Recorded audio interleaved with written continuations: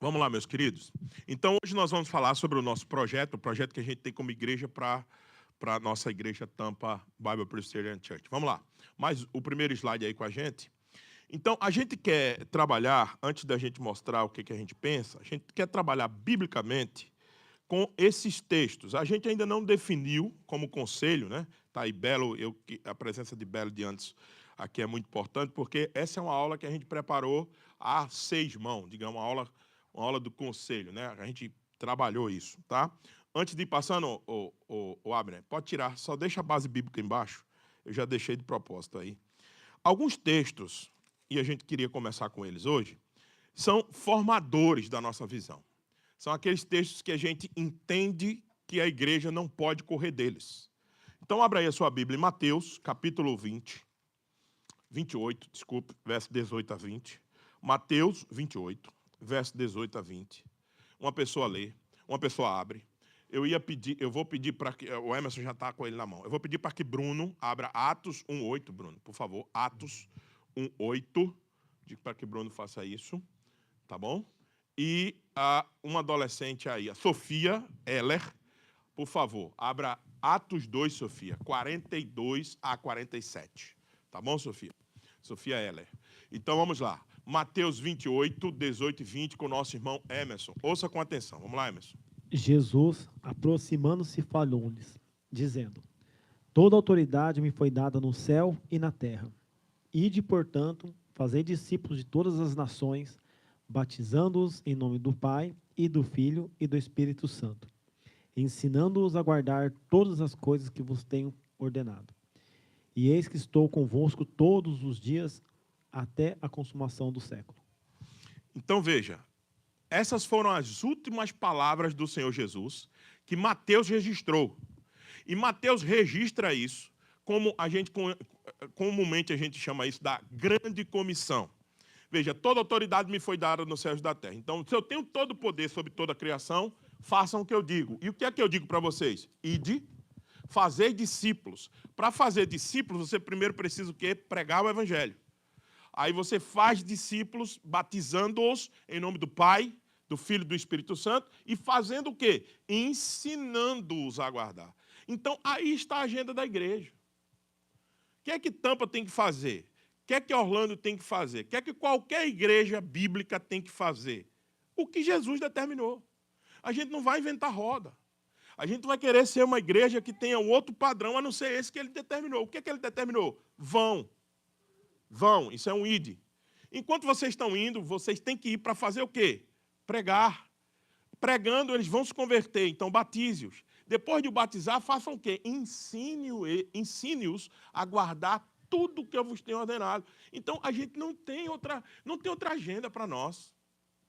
Não tem outro programa de igreja. A gente vai inventar o quê? Vai inventar a roda de ser igreja? Não, igreja é para isso. Igreja não é para outra coisa, gente. Igreja não é para a gente só se reunir no domingo, fazer network de trabalho, principalmente no contexto migratório que a gente tem, arrumar serviço. Igreja não é para a gente ter um local bom para a gente almoçar todo domingo, conversar um pouco. Igreja não é para isso. Essas coisas são circunstanciais que acontecem quando a gente se une. É algum problema da gente arrumar um emprego entre nós? De jeito nenhum. Algum problema arrumar um trabalho? Não. Algum problema ter um almoço gostoso de comunhão? Não. Algum problema a gente vir aqui e ter um local tranquilo e safe, né, seguro para a gente estar? Não, nenhum problema. Absolutamente. Só que essa não é a primeira motivação, é a motivação principal de nós estarmos aqui. Nós estamos aqui por causa do Evangelho. Nós viemos para cá, eu saí do Brasil e vim para cá para a gente ver o Evangelho florescer aqui. Essa é a nossa missão. Não é outra coisa. Não é o sonho americano, o dream, American Dream, não, o dinheiro, o dólar. Não, nada disso. Nós temos que pensar que, como igreja, nós temos uma missão que já foi determinada pelo Senhor. Tanto é que o texto de Bruno aponta para isso também. Vamos ouvir aí, Bruno. Mas receberão poder quando o Espírito Santo descer sobre vocês, e serão minhas testemunhas em Jerusalém, em toda a Judéia e Samaria, e até os confins da terra. Aí você diz assim, não, mas aquela missão, pastor, só era para os 11 apóstolos que estavam ouvindo. Primeiro, os 11 apóstolos já morreram. A missão, se só fosse para eles, a missão tinha morrido com eles. Os 12 apóstolos, né? A missão tinha morrido com eles. se só fosse para eles. Mas não é, tanto é que esse texto que Bruno está dizendo, ele está prestes a ser assunto aos céus e provavelmente tem em torno, mais ou menos ali, de umas 100 pessoas em volta da cena. Então isso significa que a missão não é para pastores e líderes, é para todos nós que estamos envolvidos com o Evangelho. Então, por quê? Porque nós seremos o quê? Testemunhas. Nós não somos voluntários, que a gente já trabalhou isso, né? Na liderança da igreja. Nós não somos voluntários, nós não somos, eu só dou o meu tempo quando sobra, eu só dou aquilo que resta. Não, não, não. Você foi chamado para ser testemunhas, para ser servo do Senhor. Nós não fomos chamados para fazer quando dá. Não é opcional, é uma ordem. Vocês serão minhas testemunhas. E testemunho faz o quê? Testemunha. Dá testemunho, não só na fala, mas como também na vida.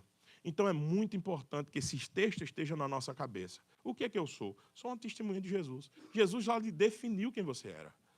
Já lhe definiu quem eu sou. Nós somos as testemunhas de Jesus. Então é por isso que é muito importante a gente ter esses textos como formador.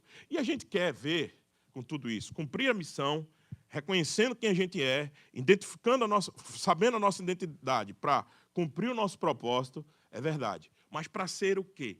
Que tipo de comunidade a gente quer ser?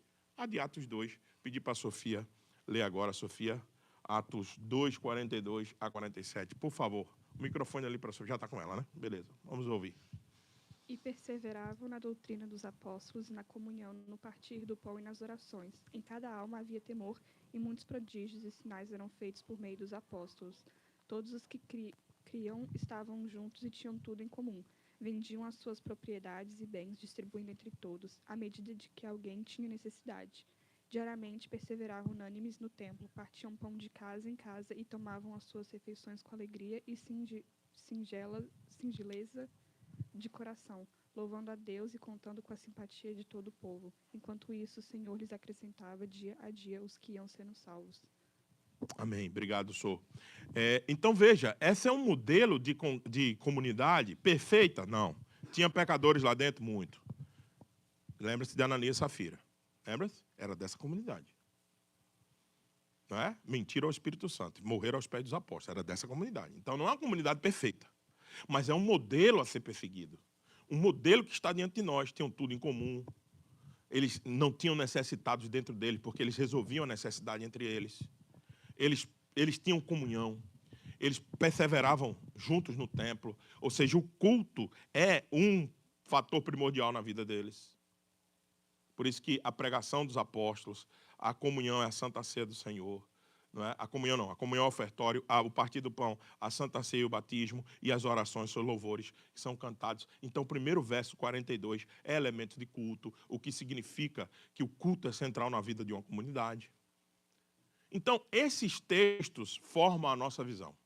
Esses textos formatam quem a gente quer ser como Tampa, Bible Presbyterian Church. A gente quer que esses textos guiem a gente. Que esses textos nunca saiam do nosso imaginário. Nunca. Se você tem 3 textos para decorar, decore esses 3. Essa igreja vai se basear nisso. Essa é a nossa perseguição. Esse é o nosso alvo. A gente quer atingir isso aí.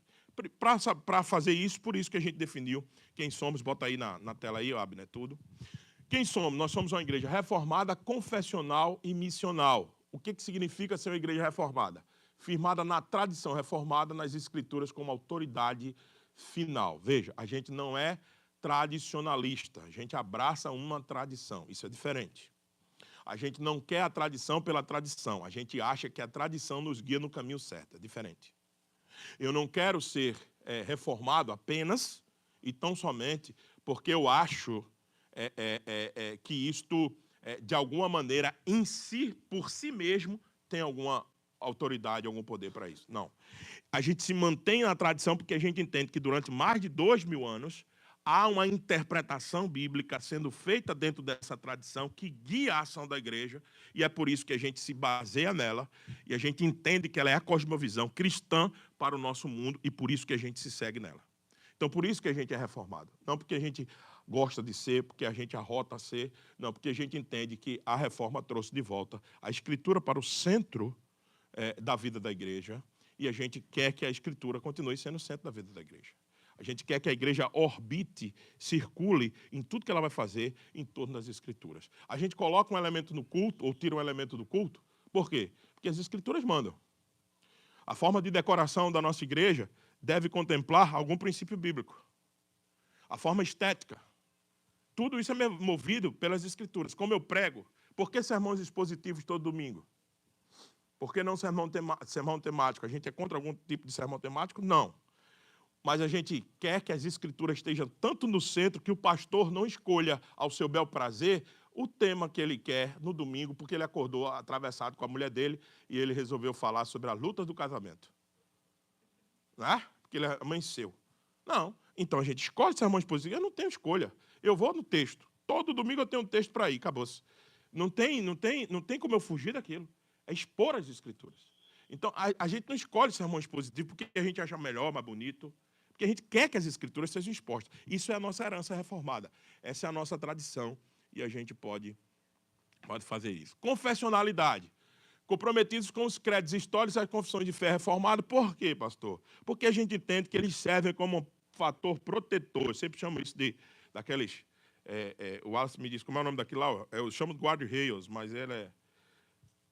O Wallace estava conversando comigo sobre isso um tempo desse atrás, eu me esqueci do nome. Cornhill. Ok, thank you so much. Aqui é Nova Leva, meu amigo.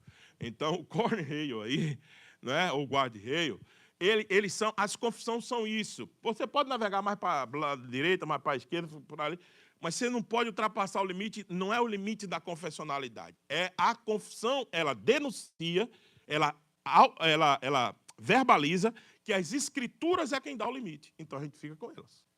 Agora, o credo em si, ele não é autoridade, ele não é Escritura. Ele me ajuda a entender as Escrituras. Então, é por isso que a gente é uma igreja que confessa, uma igreja confessional e uma igreja missional. O que a gente quer dizer com isso? Orientados para alcançar a nossa cidade e o mundo com o Evangelho. A gente está comprometido com a missão. E a gente tem entendido que não tem como a gente ser igreja se a gente não estiver comprometido com a missão. Não tem como. É impossível. Você vai virar um clube social, você vai ser fadado a fracassar, porque você não passa o evangelho para outra geração. E a geração vai saindo daqui de dentro, daqui a pouco fica tudo velhinho, daqui a pouco morre. Então, não tem como a gente ser uma igreja missional se a gente não estiver comprometidos com o evangelho do Senhor. Então, quem somos? Uma igreja. Eu vou dar uma ampassão geral, depois eu libero para perguntas de vocês. Vão anotando aí, vocês vão ter tempo suficiente para fazer as perguntas de vocês. Quem somos? Reformado, confessional, missional. Vai mais um pouco, Abner. Nossa missão é ser intencional na vida da cidade e do mundo, através da cosmovisão do Evangelho de Cristo. A missão é sempre onde é o que a gente está fazendo para poder chegar lá na visão. Missão que você faz agora, e a visão é ser intencional na vida da cidade. Isso foi copiado 2 vezes, está errado. A visão da gente é ser uma igreja no futuro, está errado aí, tá? Me perdoe. Mas a visão já está decorada na minha cabeça aqui. A visão da gente é ser uma igreja no futuro que a gente alcance todas as nacionalidades que estão ao nosso redor. Então, isso significa que a gente não vai ser uma igreja só brasileira. A gente quer falar com todos que estão à nossa volta.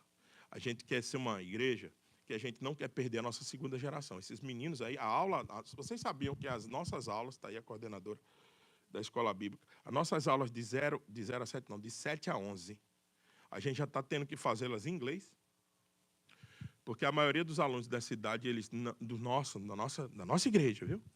Eles têm mais facilidade no inglês do que no português. Já estamos formatando uma sala de 7 a 11 em inglês. Está acontecendo agora dentro da nossa igreja. Então, a gente quer entender, a gente quer que nossa igreja tenha essa visão, onde é que ela quer chegar. A visão onde quer chegar é a missão que você vai fazendo. E a visão é a gente ser uma igreja realmente multicultural, multiétnica, de língua, nesse sentido que a gente está falando, sem desprezar, obviamente, a cultura do Evangelho que nos move a tudo. Né? Essa é a nossa visão. Os nossos valores, a gente está batendo muito nisso aqui, eu queria que você prestasse atenção nisso. No ESC, você vai gravar essa palavrinha. ESC é do verbo pedir em inglês, né? Peça, né? Ask, ok? Então, ESC é a nossos valores. Os valores é aquilo que fundamenta a missão para que a gente chegue na visão. Os valores é aquilo que a gente não abre mão para cumprir a nossa missão, para chegar na nossa visão. ESC. Primeiro, adoração. Lembra esse azinho aí de adoração. O que a gente está falando com isso? A gente quer que o nosso culto seja central na vida da nossa igreja.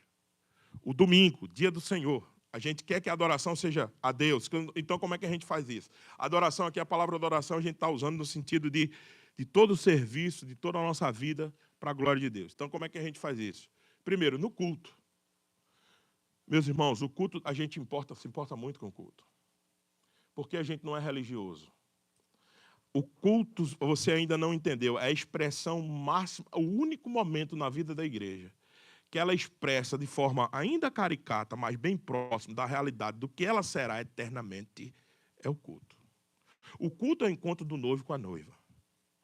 Não é apenas uma questão de tradição, de religiosidade, como a gente fazia no catolicismo, ir para a missa, porque senão a nossa semana não seria abençoada. Não é isso. O culto é o movimento de vir e ir. A gente vem para adorar e sai para servir. O culto é esse retroalimentar da nossa vida para que a gente possa, no dia a dia, cheio daquilo que a gente vislumbrou no domingo. O que a gente vislumbra no domingo? A presença de Deus entre nós. A gente vislumbra no domingo a glória do Senhor sendo manifesta na vida de pessoas. Pessoas se convertendo, pessoas chegando.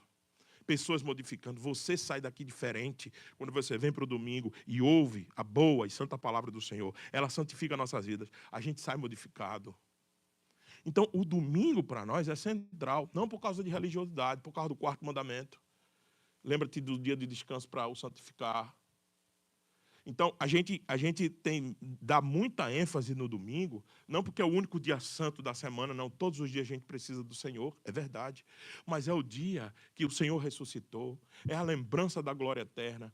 E tudo isso tem que estar envolvido no nosso domingo para a gente vir para cá cheio de expectativa de que o Senhor vai realmente, não só apenas falar conosco, mas modificar a disposição da nossa alma para o dia a dia. E aí, a gente quer que isso se reflita onde? Na vida. O culto e a vida. A vida tem que ser, se a vida é para a glória de Deus, se a vida é para a adoração do Senhor, ela precisa ser uma vida dedicada à glória do Senhor, ela precisa ser uma vida santificada. A gente está pensando em culto e santificação de vida, quando a gente fala de adoração. A gente quer selecionar pessoas que vêm aqui? Não, jamais. A gente vai mandar pessoas que estão aqui embora? Jamais. Nunca. Nunca. Nós vamos trabalhar com quem enviar. Agora, todo mundo tem que ter um compromisso com a melhora. Todo mundo tem que ter um compromisso com a transformação. Todo mundo tem que ter um compromisso de parecer mais com Cristo. É isso que a gente pensa. Então, chegue como está, mas não fique como está. Mude. E não vá embora. De preferência, fique com a gente. Suportemos uns aos outros. É difícil, sei. Mas é aqui que a gente, ferro com ferro, vai se afiando. É aqui que a gente vai pedindo perdão uns aos outros. A gente vai reconstruindo, né, a nossa vida. Então, a gente quer que todo mundo esteja aqui, quer que a gente seja uma comunidade, queremos, mas a gente quer que todo mundo não fique do mesmo jeito, todo mundo tem um compromisso de melhorar, todo mundo tem um compromisso de parecer mais com Cristo, inclusive a começar de mim. Então, esse é o primeiro elemento, a adoração. Quando você ouvir a palavra ESC na nossa igreja e que alguém estiver falando de adoração, ele está pensando no culto dominical, dia do Senhor, a guarda do dia do Senhor, e ele está pensando em transformação de vidas. S. S de quê? De serviço. Ninguém está aqui se não for para servir. Na igreja e ao próximo com amor sacrificial. A gente tem o serviço na igreja, na instituição, na organização, cada um assumindo os seus papéis em cada departamento, mas a gente quer que só fique aqui nos departamentos, não, que extrapole para a vida prática da igreja. Né? E, por favor, e todas as vezes que a gente tiver um problema que surja no nosso meio, não fiquemos desesperados, meus irmãos. A gente vai chorar com os que choram e se alegrar com os que se alegram. Isso é uma oportunidade da gente desenvolver o nosso serviço. Pense assim. Pense como é gratificante, não só gratificante, mas como é enriquecedor participar numa luta da vida de algum irmão.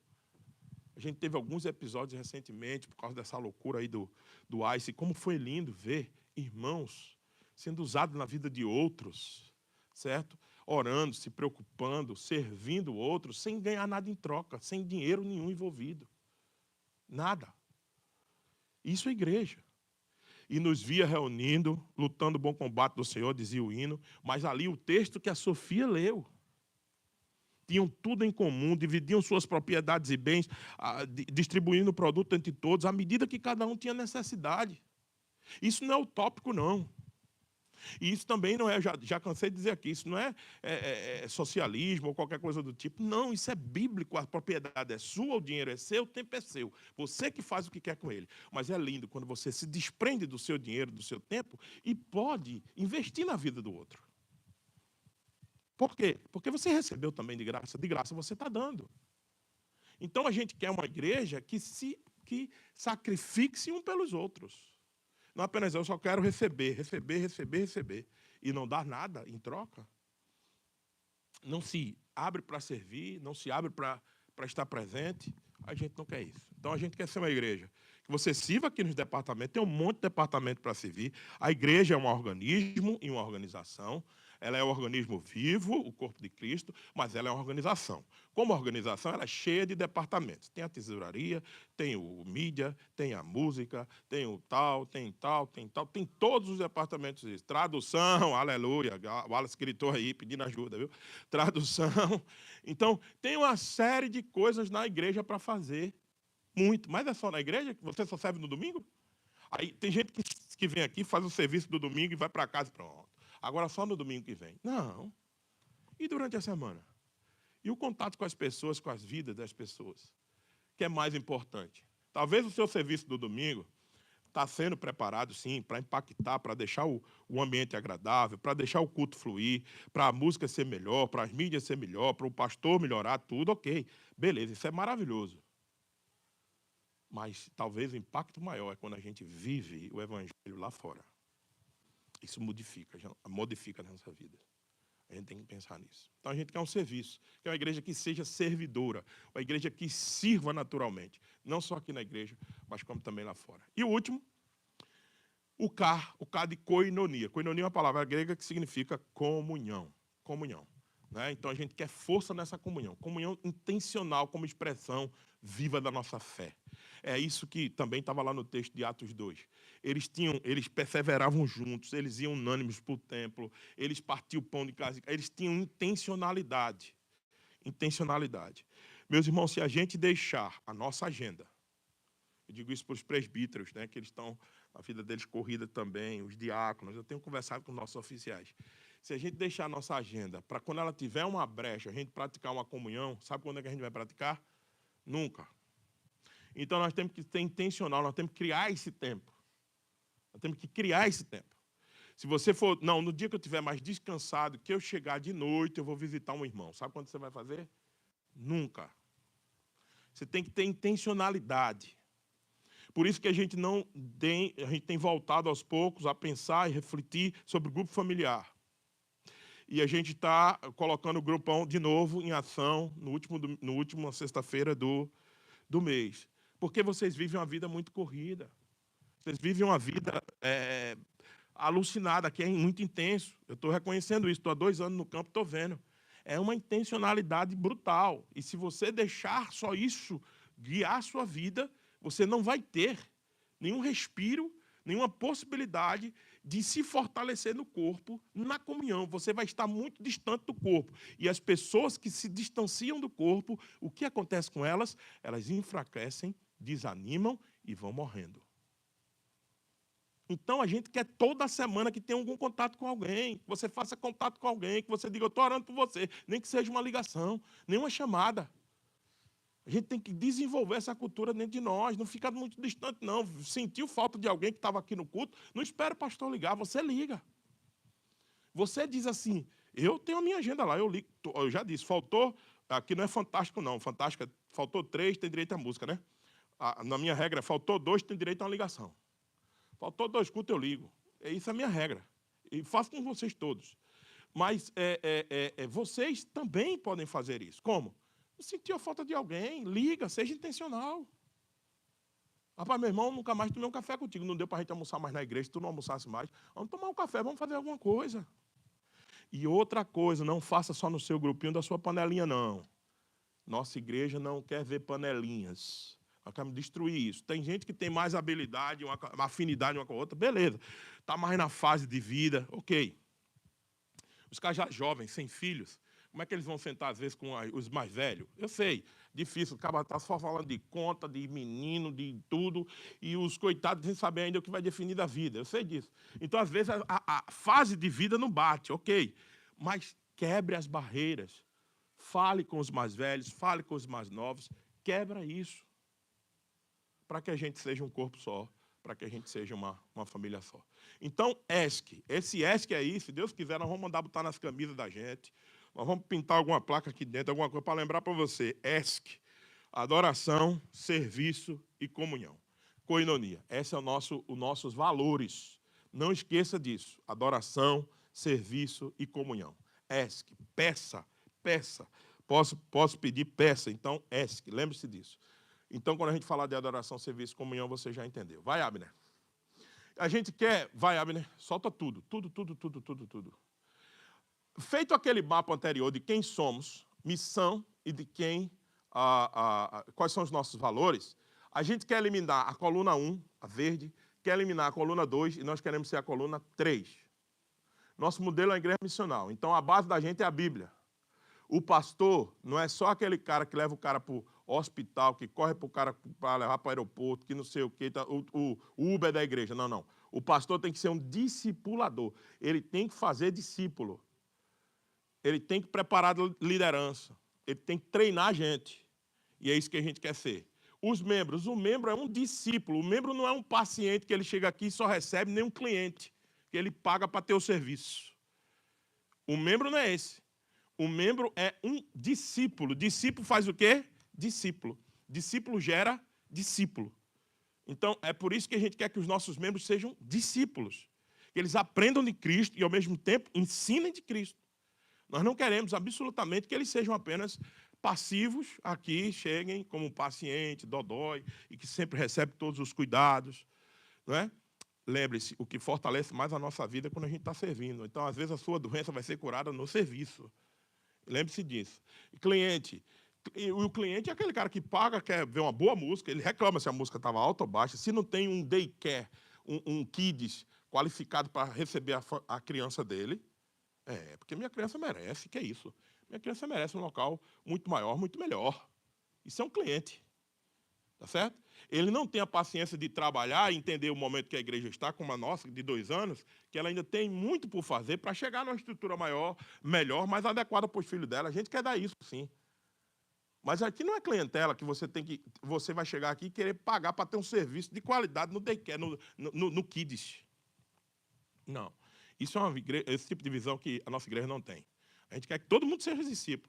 Todo mundo trabalhe para que não só o Kids, todo o nosso espaço melhore, se otimize, fique todo mais estético, melhor, ok. Não é contra isso. Mas a gente só vai chegar nisso quando a gente se transformar em discípulo, ao invés de paciente ou de cliente. Relação maior. Qual é a nossa relação maior? Visitação apenas? O pastor vai lá e visita? Ou eventos? Vamos fazer eventos. Não, a gente quer discipulado, a gente quer vida na vida. É por isso que a gente está chamando vocês para fazer esse contato durante a semana, para ligar um para os outros, porque a gente quer vida na vida. Jesus, se fosse só ensino, Jesus não tinha chamado os 12 para seguir com ele. Por que você acha que Jesus, o maior mestre de todos, chamou os caras para seguir? Porque tem coisas, tem ensinamentos que só acontecem quando a vida na vida está acontecendo. Quando se chora junto, quando se ora junto, quando se briga até, e depois se pede perdão. É nesse momento que está se crescendo a relação do discipulador e do discípulo. Então, a gente quer uma relação de discipulado. A gente não quer uma relação apenas de eu quero, não. Eu dou também, porque aí todo mundo cresce. Né? O estilo musical, a gente quer música do século XVIII, XIX? Não, algumas que tocarem, para mim não tem problema. Pop e gospel, não tem problema. Mas a gente quer ter uma música contextualizada. Uma música não pode ser apenas do século XVIII e nem também para atrair multidões com o velho, com o gospel, né? A gente quer uma música que ela seja bíblica, mas que fale na linguagem contemporânea. Uma música que atinja todas as gerações.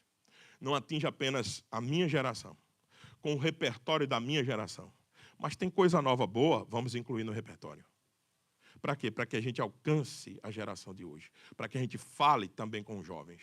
Que a gente fale também com os adolescentes. Agora, a gente não pode cair na armadilha que a gente vai fazer aqui um banquete musical no culto. Não pode. Culto tem funcionalidade. Culto tem música para culto. A música do culto é aquela que eleva você espiritualmente, que não fala de eu vou vencer, eu vou ganhar, né? Tem sabor de mel. Não. É uma música que prepara você para a palavra. A função da música no culto é a exaltação ao Senhor e o recebimento de sua palavra. Ela tem uma função no culto. Agora, depois, vamos fazer a mostra de música? Vamos, no sábado. Vamos botar a mostra de música. Vamos. Aí a gente bota todos os instrumentos aqui que for possíveis e imagináveis. Não tem problema nenhum. Rock, samba, pop rock, não tem problema. Vamos mostrar a música. Isso é uma amostra de música. Mas culto tem uma funcionalidade. A música no culto tem que ser congregacional. Eu não posso tocar uma música aqui que ninguém cante. Qual é a função da música do culto? A não ser fazer todo mundo cantar para a glória de Deus e preparar o nosso coração para a mensagem. Esse é o objetivo. Tá certo? Então, quando a gente fala de música contextualizada, a gente tem que separar o que é no culto, o que é fora do culto. Mas a gente quer contextualização, a gente quer todos isso, queremos, no devido espaço. Não tem problema nenhum. Não é? Até porque ritmo não é neutro, letra não é neutra, nada é neutro. Quando a gente faz composição musical, nada é neutro. Não tem nenhuma neutralidade. Ritmo não é neutro. Presta atenção nisso.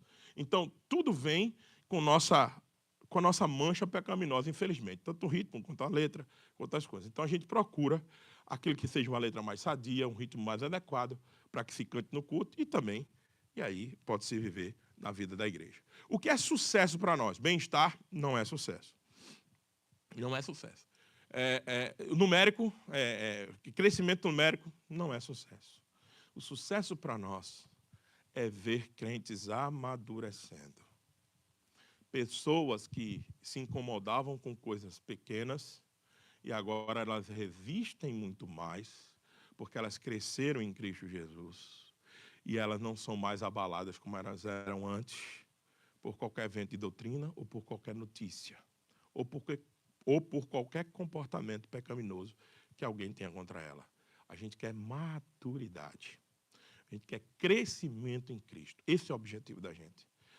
Para isso nós vamos ter que ferir um pouco o bem-estar de todo mundo. Que seja. Talvez a gente vai perder gente, porque a gente quer isso, pastor. Quer uma maturidade maior. Infelizmente, eu sei disso. Tem hora que a gente vai perder mesmo. Mas não tem problema, contanto que a gente sabe onde a gente quer chegar. Jesus não teve problema de perder. Jesus virou para os 12, certa hora, que eles não estavam crescendo, eles estavam meio que se acomodando à multidão. Jesus virou, depois de ter dado um discurso duro, que a comunhão vinha atrás, que a comunidade vinha atrás dele, apenas pelo pão que perecia. Ele virou para os 12 e disse: se vocês quiserem ir embora, podem ir. Naquele dia, Jesus perdeu muita gente. Porque o povo estava querendo atrás dele só por causa do pão que perece. Isso é João capítulo 6, verso 27. Vocês vêm atrás de mim por causa da comida que perece, não pela que permanece. Naquele dia, muita gente vazou. E Jesus vira para os 12 e diz: se quiser também ir embora, fica à vontade. Então, Jesus não está preocupado com o número. Nós não temos que estar preocupados com números. Nós temos que estar preocupados com maturidade. Melhorar a maturidade para chegar lá. Crescimento biológico, nessas igrejas convencionais, só cresce com os crentes femininos, né? E empresarial, não, é só inchaço o crescimento. Não, a gente quer um crescimento verdadeiramente integral, de número e caráter. Essas coisas juntas é muito importante. Disciplina, a nossa disciplina, a gente existe. Não é para matar e não é para não ter disciplina, porque na igreja empresarial não há. O que a gente quer é restauração. A gente quer que você e eu, quando a gente pecar, a gente entenda que a gente feriu a glória de Deus, feriu o caráter do Senhor, e por isso que agora a gente tem que pedir perdão e reconciliar-se com Deus, com nossos irmãos. Então a gente quer disciplina para a restauração do faltoso, não para botar ele para correr, para ele ir embora, de jeito nenhum. E a última coisa, a palavra-chave no modelo que a gente quer ser é missão. A palavra é missional, intencional, essa é a palavra-chave chave da gente. Tá bom? Vai, Abner. Os oficiais da igreja, vocês sabem, os presbíteros de um lado, os diáconos do outro, eles comandam a igreja. A liderança espiritual, o que é que você tem que esperar dos seus presbíteros? A liderança espiritual, que eles orem constantemente pela congregação, que eles ministrem a palavra do Senhor com fidelidade, que eles cuidem das almas de vocês, que eles tenham discernimento doutrinário. É isso que a gente espera dos nossos presbíteros, que eles cresçam, que eles entendam o que é a doutrina, que eles cuidem de vocês, junto com o pastor, claro que sou um presbítero também com eles, que a gente juntos possamos fazer isso. É isso que a gente espera. E o que a gente espera da nossa diaconia? Que eles sirvam as mesas com diligência, que eles vejam a necessidade, que eles administrem os recursos, que eles cuidem na prática dos necessitados, que eles suportem os ministérios da igreja. É isso que a gente espera de uma diaconia madura. Uma diaconia que não apenas faz, mas prepara, lidera, coordena, ajusta, anima. Nós estamos totalmente prontos nesta área? Não, mas nós estamos em crescimento, nós estamos em amadurecimento. Todos nós estamos passando por esse tipo de processo, inclusive eu mesmo. Então, o fundamento bíblico disso, onde é que a gente tirou isso? Onde é que vocês tiraram isso? Está aí, Êxodo 18. Quando Jetro manda distribuir as tarefas. A gente tirou de Atos 6, 1 a 7. A gente espelhou esses dois textos na reunião do conselho. A gente espelhou esses dois textos e a gente percebeu o seguinte, que Moisés distribuiu entre 50 a 100 e é o mesmo pedido que os apóstolos fazem para separar a diaconia. E a gente entendeu o seguinte, onde é que os apóstolos tiraram a ideia de distribuir responsabilidade? Eles liam as Escrituras. Eles leram o conselho de Jetro a Moisés. E a gente percebe que eles fazem a mesma coisa. Deixa a gente. Não é bom que a gente pare de orar e pregar a palavra para servir as mesas. Os apóstolos disseram isso. Então a gente fica com a oração e vocês escolhem 7 homens de boa reputação. Então é assim que a nossa igreja se estrutura dentro desses dois ofícios. Os ofícios. Pastor, só são esses 2 ofícios? Só. Os presbíteros aqui, presbítero regente, são aqueles que cuidam da administração da igreja, do pastoreio da igreja, da visitação, e o presbítero docente, que sou eu, que a gente cuida do ensino da igreja. A responsabilidade do ensino, da doutrina, é do pastor docente, é do presbítero docente. E os diáconos, só são esses só. Agora, a gente pode ter outros ministérios? Pode e temos. Agora, esses ministérios são subordinados aos oficiais da igreja, tá bom? Eles têm a responsabilidade deles, a liderança deles, mas quem conduz, né, quem coordena, quem supervisiona, melhor dizendo, quem supervisiona são os oficiais. Mais um pouco, vai, Abner. E aí, um pouco do raio-x da nossa congregação para liberar para vocês perguntarem. Homens, nós temos um crescimento positivo. Mulheres, também um crescimento muito positivo. Adolescentes, também um crescimento muito positivo. Nossas crianças também. Agora, nossos idosos, a gente tem pouco, né?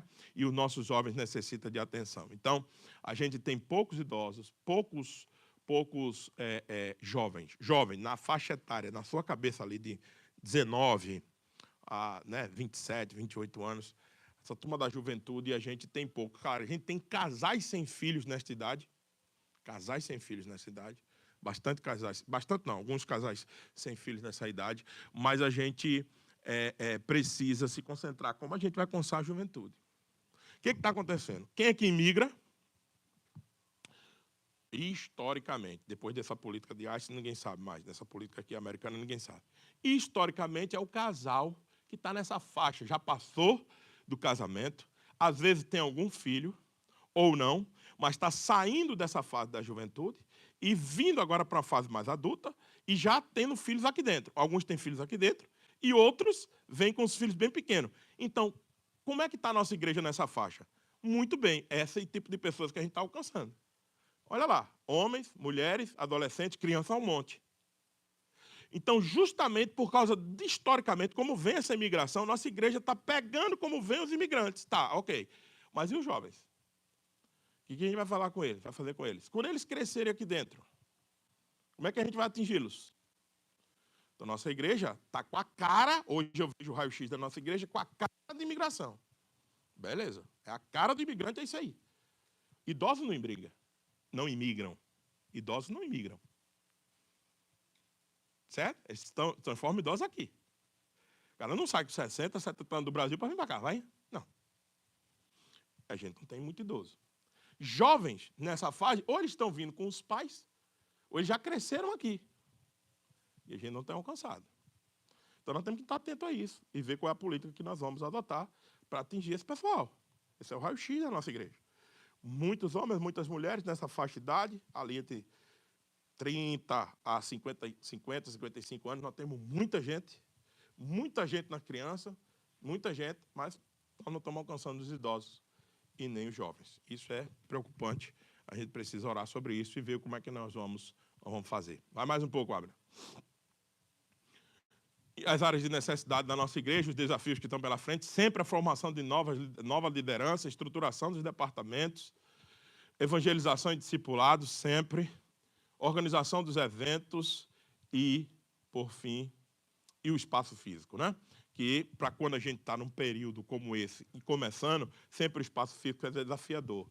Porque, às vezes, você está se espremendo aqui e, quando você pensa em fazer um movimento de mudar, aí você tem grandes desafios. A arrecadação da igreja não comporta ainda para a gente fazer um pulo para um espaço mais adequado. Ou quando a gente encontra um espaço que cabe no nosso bolso, não é adequado para, por exemplo, a escola bíblica, que a gente tem tanto esse desejo de continuar com a nossa escola bíblica por sermos uma igreja presbiteriana e que ama a escola bíblica.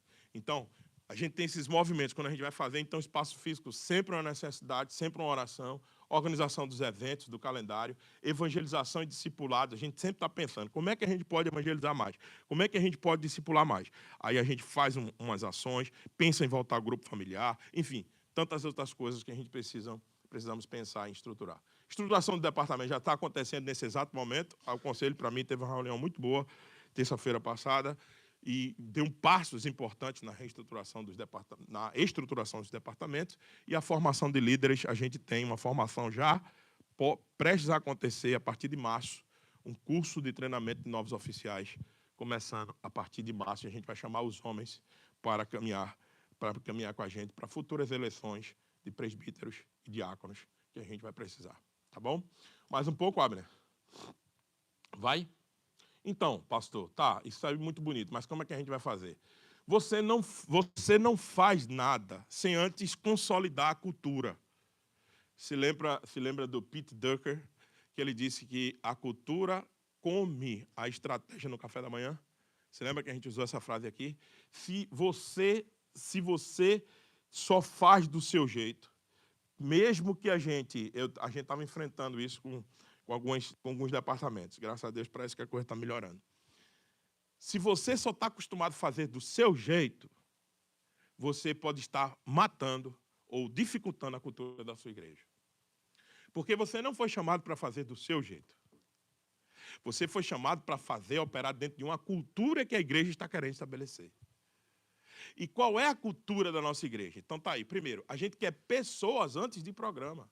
A gente quer pensar nas pessoas primeiro. Se a gente tiver que desmarcar uma reunião, porque parte interessada daquela reunião, e muito importante, está doente, ou tem uma justificativa realmente plausível, a gente está pensando nas pessoas, a gente troca a reunião e vai fazer uma visita a ela.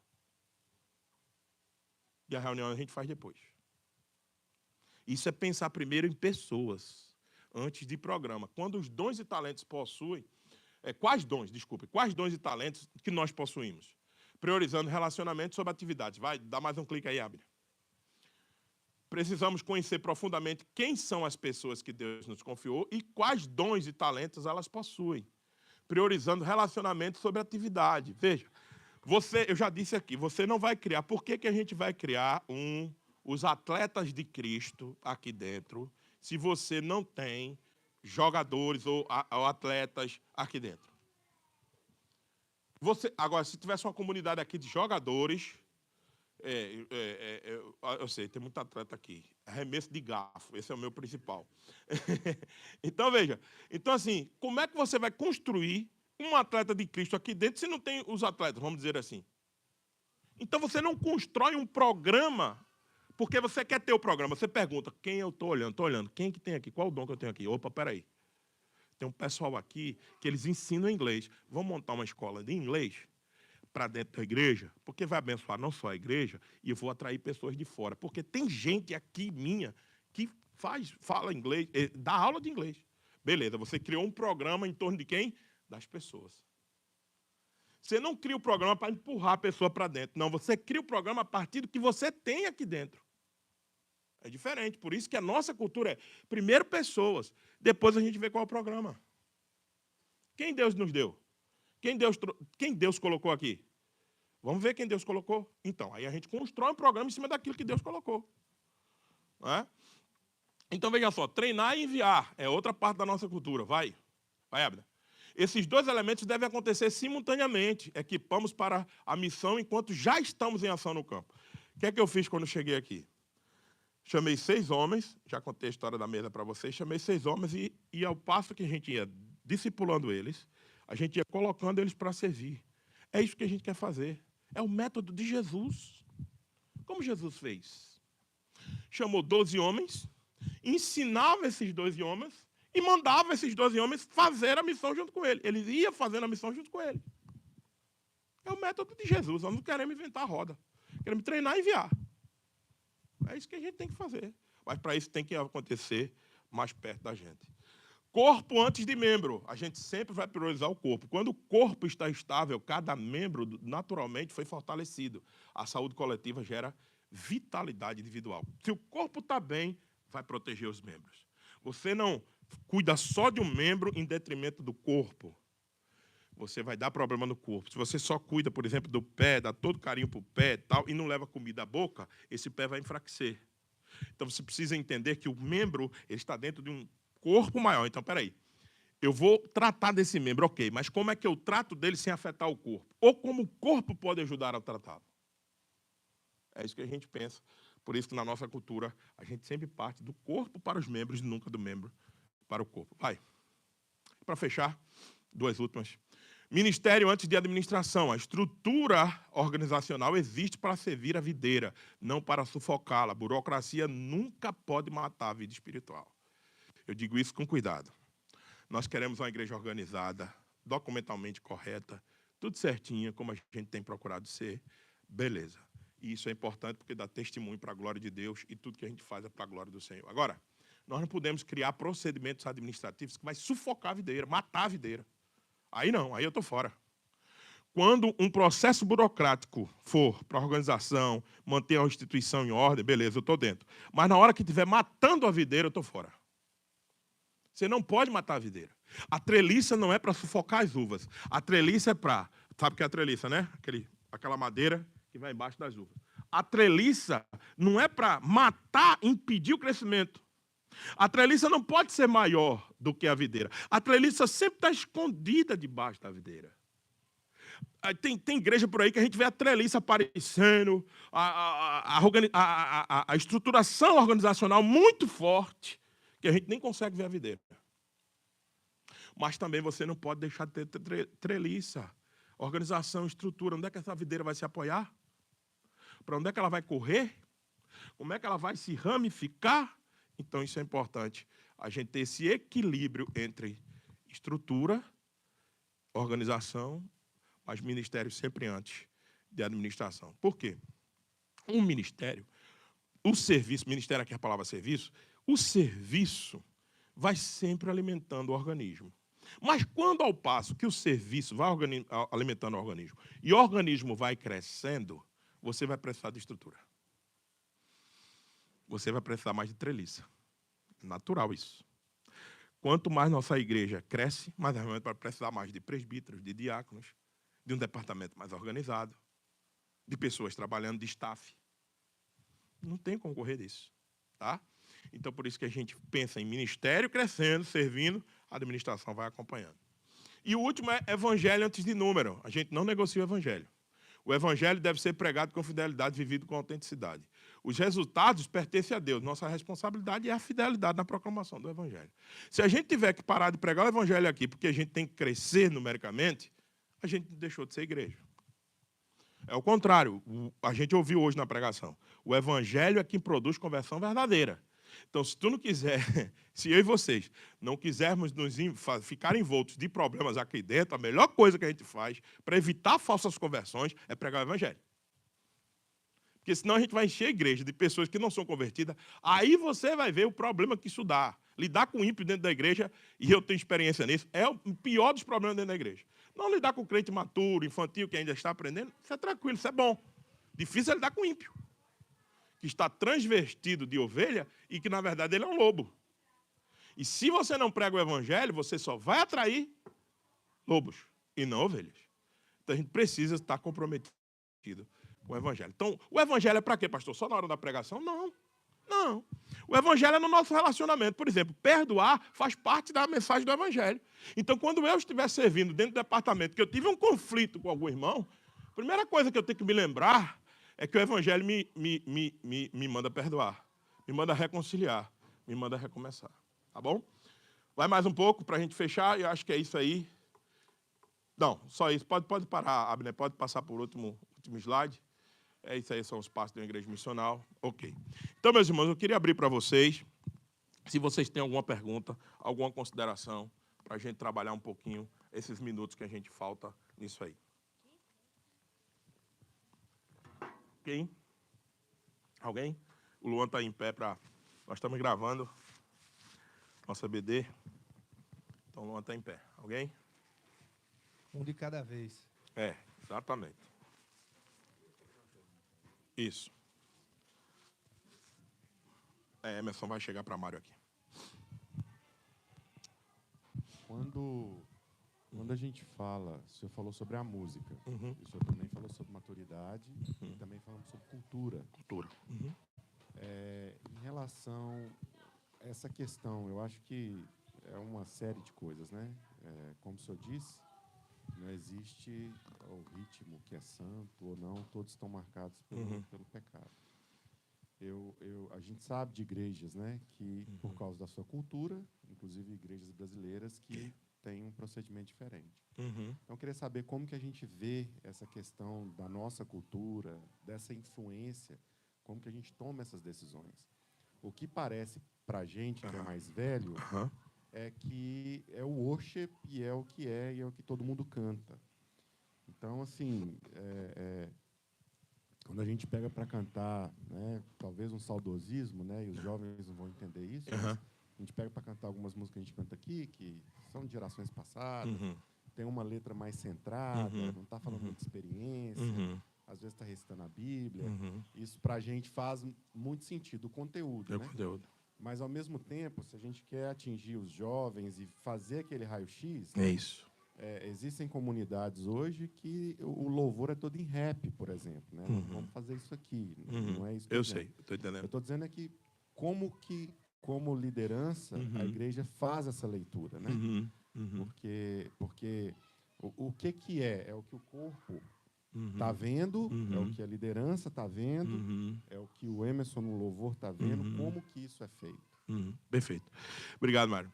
Na verdade, tudo é muito incipiente, né, Mário? Se eu fosse dizer que a gente tem uma visão consolidada sobre a nossa cultura musical aqui em Tampa, é mentira. Nós não temos. Porque são 2 anos de plantação, 6 meses de igreja emancipada. Então, na verdade, Mário, essa sua pergunta ela é muito boa, porque nós vamos ter que ir descobrindo e criando essa cultura musical, mas com elementos bem definidos. Entendendo, por exemplo, que música para dentro de culto ela precisa ser congregacional, e quando eu digo que a música precisa ser congregacional, eu não estou definindo o ritmo dela. Está entendendo? Eu estou dizendo que ela precisa ser cantada por todos. Então, é um elemento que a gente não abre mão.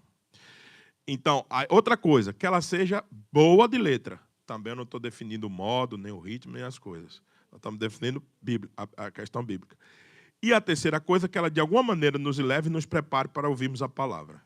Isso são coisas que, se a gente tiver, Mário, essas coisas bem definidas, a gente vai saber navegar neste mar, construindo a nossa cultura, e não necessariamente olhando para o século XVI, XVII, não, fazendo roupagem com hinos e tal, mas também, de alguma maneira, dialogando com a classe nova, a turma nova. Né? Eu acho que a gente tem um caminho pela frente do seguinte, se a gente crescer de maturidade, eu acho que passa por isso, Mário, maturidade.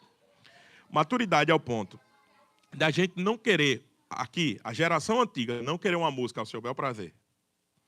Porque do jeito que hoje tá muito bom para a geração minha, para a geração de Mário, tá. Beleza, ótimo. Pode continuar assim que a gente tá maravilhoso. Mas a gente vai ter que, a geração antiga, abrir um pouco mais, um pouco da mão, e a geração nova entender que nem tudo que é velho é ruim, né? E nem tudo que é novo é bom. Então, acho que nós vamos ter que conversar e trazer todo mundo para o meio termo, e a gente sair um pouco da nossa zona de conforto que a gente está, que a nossa geração está, a minha geração, a de vocês, para que a gente possa. Como que nós vamos fazer? Isso é uma pergunta que eu não tenho resposta, Mário. Como que nós vamos fazer para alcançar musicalmente a nova geração? E não só musicalmente. O pastor Augusto tem uma frase, a gente já discutiu isso lá, os pastores lá em Orlando, e a gente já discute muito isso.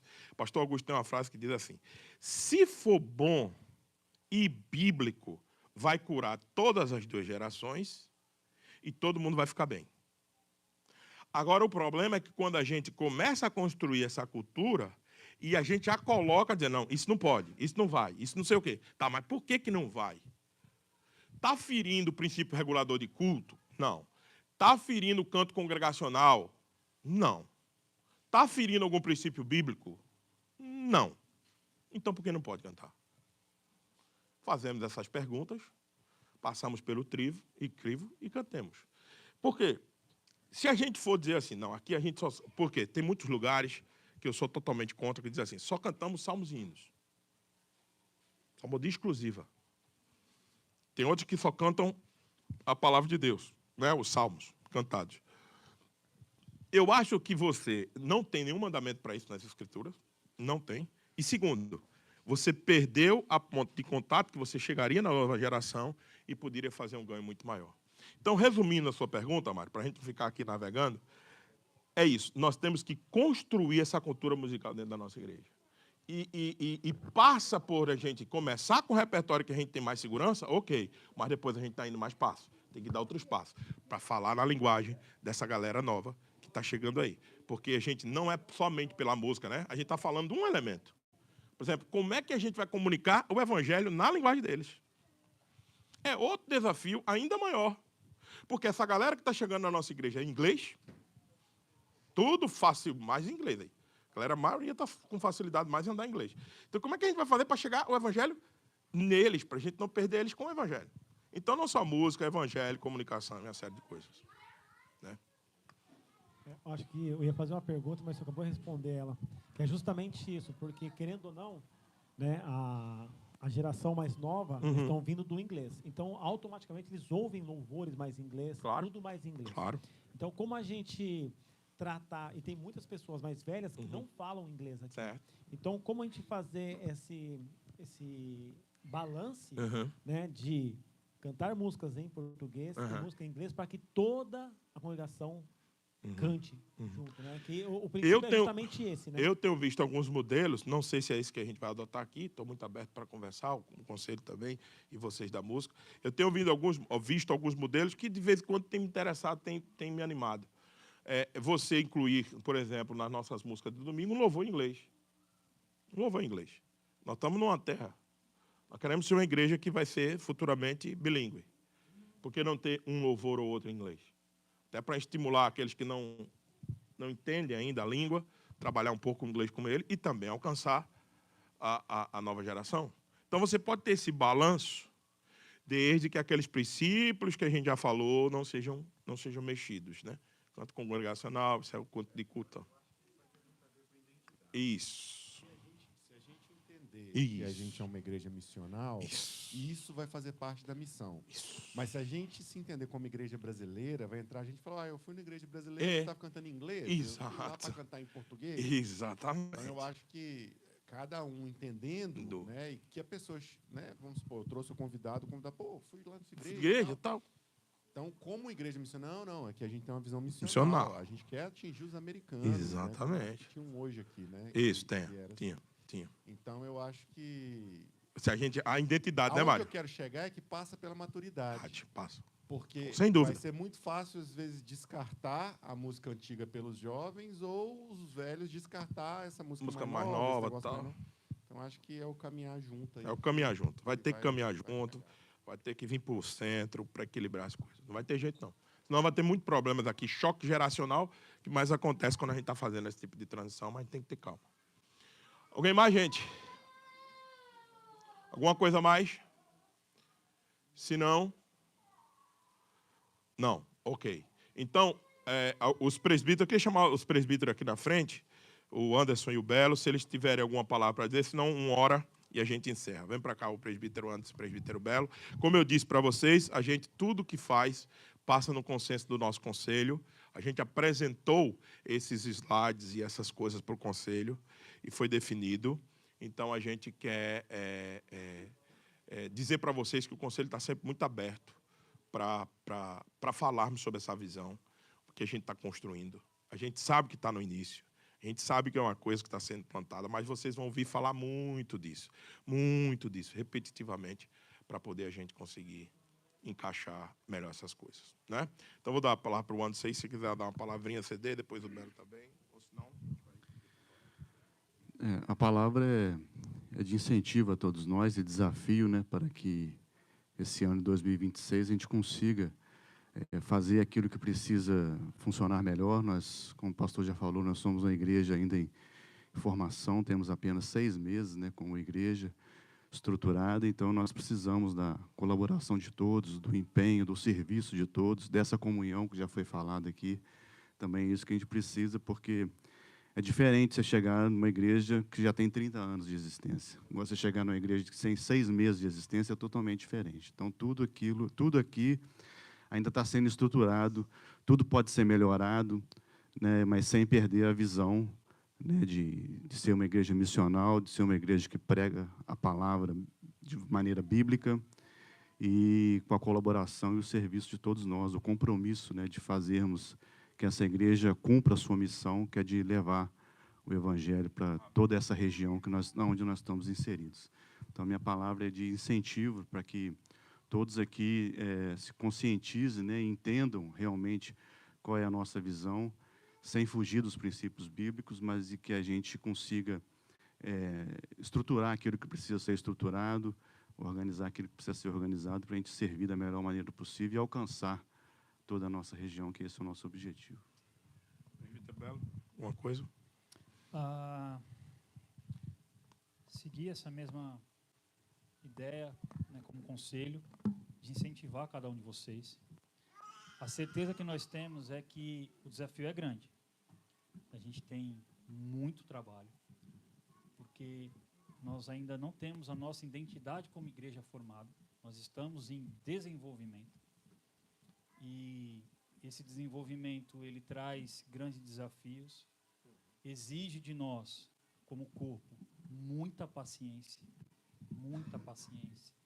de entendermos uns aos outros, de conhecermos uns aos outros. Como é que a gente vai construir uma igreja se eu mal conheço o Bruno? Se eu mal conheço o Abner? E eu não estou falando eu como presbítero, mas nós, como irmãos, como corpo, nós precisamos nos conhecer para que essa identidade como igreja seja formada nos ministérios, na nossa vida como igreja. Então, esse é o nosso desafio.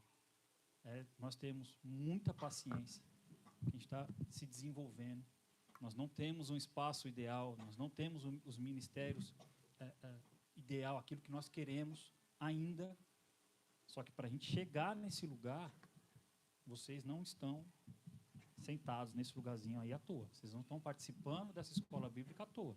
Vocês não participaram do curso de liderança à toa. Deus tem ou quer que você desenvolva o seu dom. Que nós desenvolvemos os nossos dons. Para quê? Para adoração e louvor dele, do nome dele, para que o nome dele seja conhecido. Então você não está onde está à toa. Deus tem mostrado para nós o nome e os dons de cada um. Nós estamos em oração, pedindo a Deus direção para colocar a cada um no seu devido lugar, para que, se nós, como conselho, não dermos atenção ao seu dom, nós estamos pecando, porque nós estamos impedindo você de servir no corpo dele. Então, a gente não pode fazer isso. Não queremos fazer isso, não vamos fazer isso. Então, para terminar e trazendo mais força para aquilo que foi ensinado e que o presbítero Anderson falou, se envolva, ame a sua igreja, ame o Senhor e o seu irmão, a sua irmã que senta ao seu lado aos domingos, quem você vê todos os domingos. Ame. E como é que eu manifesto esse amor? Servindo. Servindo. Ore ao Senhor para que Ele nos impulsione ainda mais. Poxa, mas eu já estou servindo, não é? Vai ter gente aqui que a gente vai precisar usar em mais de um ministério, sem dúvida alguma. Faz parte desse momento que nós estamos vivendo como igreja. Você fazer mais de uma coisa. E glória a Deus por isso. Então, que possamos nos envolver e servir ainda mais. Amém? Obrigado. Vamos orar com o presbítero Anderson, por favor.